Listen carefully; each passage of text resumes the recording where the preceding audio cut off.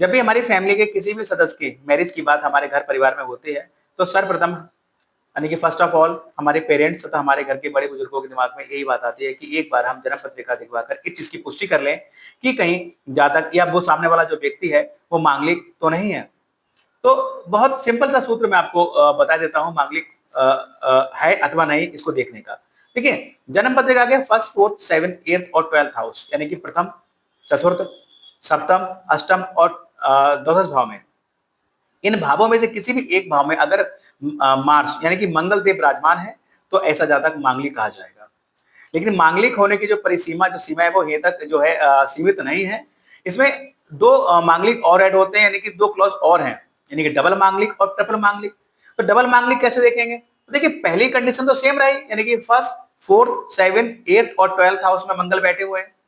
लेकिन यहाँ पर अब सेकंड जो डबल मांगलिक है उसमें हमें ये देखना पड़ेगा कि यहाँ मंगल के नीच के होकर तो नहीं बैठे हैं। मंगल नीच के देखिए का मतलब ये होता है कि कर्क राशि में मंगल अगर बैठेगा तो वो नीच का मंगल कहा जाएगा। तो फर्स्ट, फोर्थ, सेवन, एट्थ और 12th हाउस में से किसी भी भाव में मंगल अगर बैठे हैं और वो कर्क राशि में बैठे हैं तो वो नीच के मंगल कहे जाएंगे।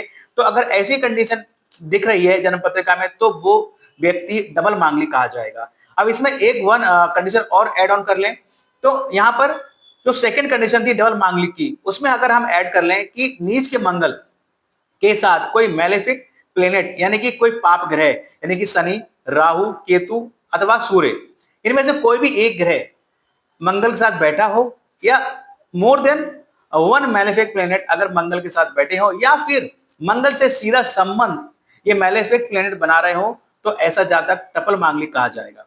देखिए, अब मांगलिक की बात जब भी होती है, आई मीन टू से जब भी घर में विवाह की बात होती है तो मांगलिक सब सामने आता है। तो सीधी सी बात है कि इसका जो इफेक्ट होता है वो दाम्पत्य जीवन पर होता है और वो भी नेगेटिव इफेक्ट होता है।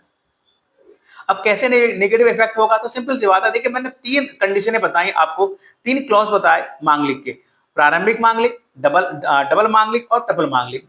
तो ये जो होते हैं, ये जो मांगलिक के जो तीन चरण हैं, ये अपने चरण के हिसाब से ही इनका जो नेगेटिव इफेक्ट देते हैं वो अपने चरण के हिसाब से ही इनकी वेटेज होती है। यानी कि अब कैसे नेगेटिव इफेक्ट देते हैं? तो देखिए, जिस भी भाव में मंगल देव विराजमान होंगे और जो इनके तीन चरण हैं, किस चरण में है, किस कंडीशन में है, कहीं वो प्रारंभिक मांगलिक होंगे तो वो उस हाउस से रिलेटेड आपको जो है एवरेज नेगेटिव इफेक्ट देंगे। डबल होंगे तो उनका वेटेज जो नेगेटिव इफेक्ट देने का बढ़ जाएगा, और ट्रिपल होंगे तो उनका वेटेज और ज्यादा बढ़ जाएगा नेगेटिव इफेक्ट देने का।